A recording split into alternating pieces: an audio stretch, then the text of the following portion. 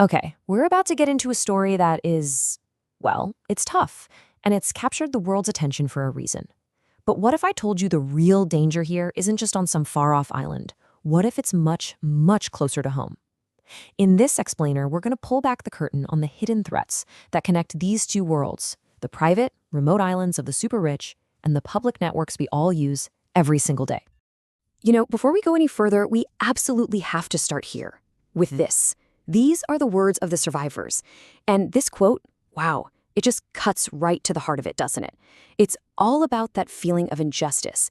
And it's exactly why we need to look beyond the headlines and really understand how a network like this was even possible. It's so easy to get lost in the sensational headlines, right? But behind all that noise, there's a system, there's a structure. And that's what we're here to do. We're going to unpack that system. We're going to look past the famous names and see how an operation built on exploitation and control really, truly works. All right, let's dive right in. The story really begins with the network itself, because this was never just about one man's crimes. No, it was about the huge, tangled web of power he spun to keep those crimes hidden. So what are we actually talking about when we say the Epstein network? Well, if you look at the court documents, the testimonies, it's defined as a highly organized sex trafficking operation. Its whole purpose was to find and exploit underage girls, some as young as 14, and then provide them to this global elite. We're talking politicians, businessmen, you name it. And that word organize is absolutely key here. Just look at this timeline for a second. It's honestly staggering. He buys the island way back in 1998. It takes a full decade before he gets that slap on the wrist conviction in Florida. And then, it's not until 2019 that the feds really bring the hammer down, right before he died.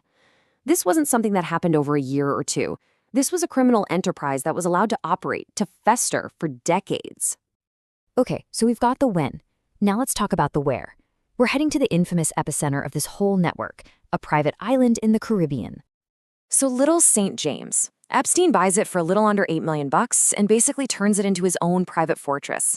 It earned these awful nicknames like Sin Island, and you can see why. It's remote, it's privately owned, court documents say it was the perfect setup, the perfect place to hide what was going on, to isolate victims, and to commit these crimes far, far away from anyone who could stop him. This is the part that baffles so many people, right? Why would all these powerful individuals risk everything to be a part of this? Well, the answer seems to be something called the honey trap. The testimony is chilling.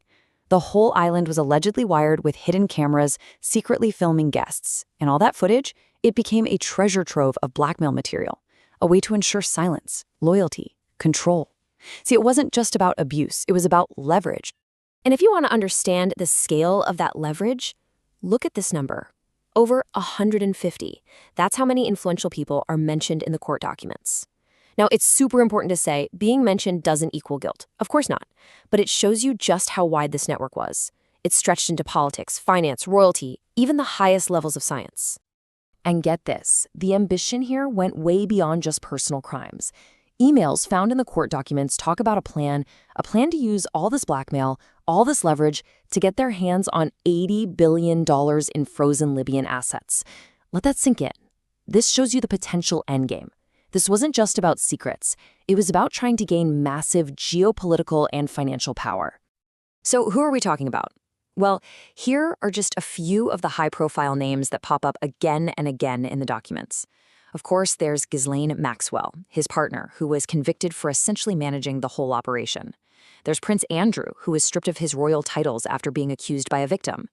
Bill Clinton, who flew on Epstein's jet many times. The list goes on. Former prime ministers, world-famous scientists. It just shows you the incredible, shocking reach of this network.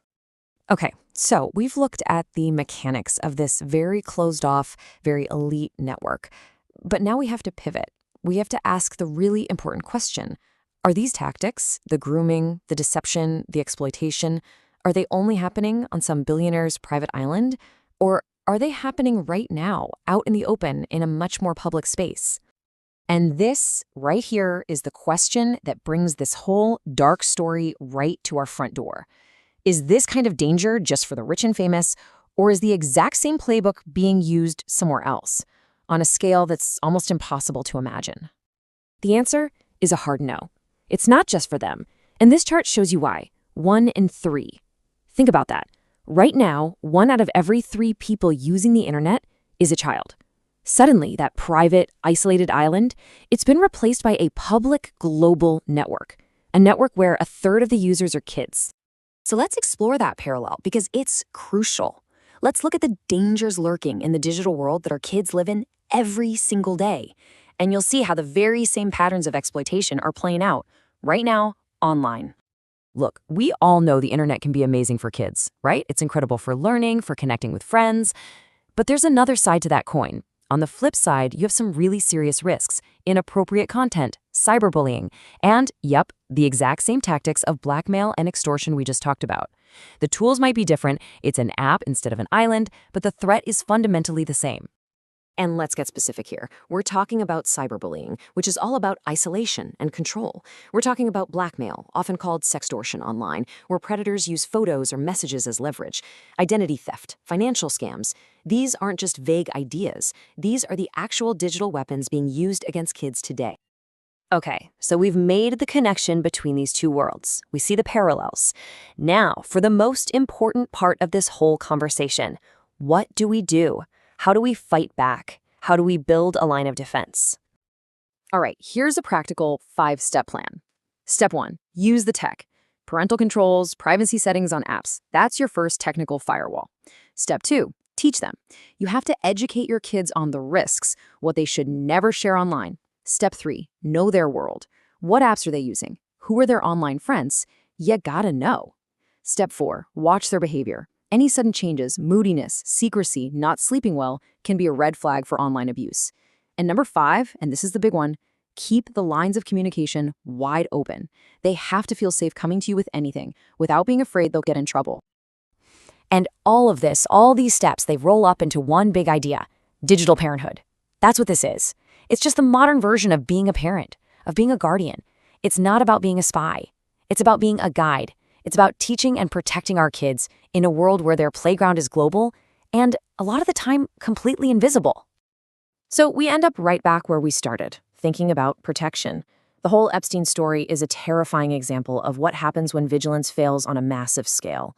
And it's a stark reminder, isn't it, that whether the danger is on some remote island for billionaires or on the Wi-Fi network inside our own house, the first, best, and most powerful line of defense is always, always vigilance. And so the question we have to leave you with, the question we all have to ask ourselves is, are we being vigilant enough?